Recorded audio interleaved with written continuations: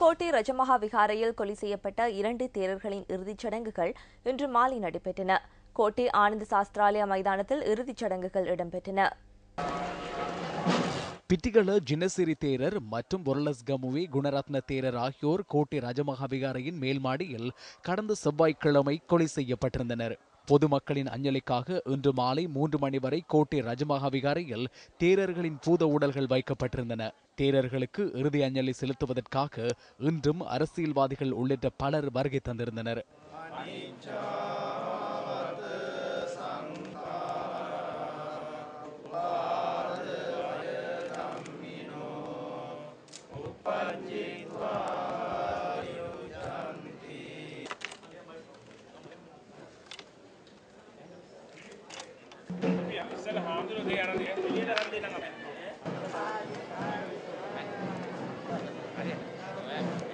இறுதி ஊர்வலம் கோட்டை ரஜமஹா விகாரையிலிருந்து இன்று மாலை புறப்பட்டது.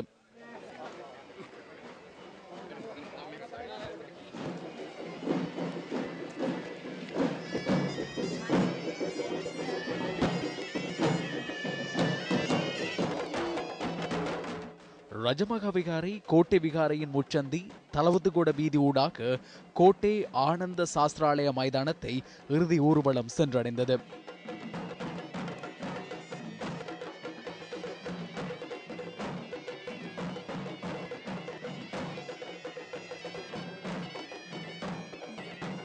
அதன் பின்னர் இறுதிக்கிரியைகள் நடைபெற்றன.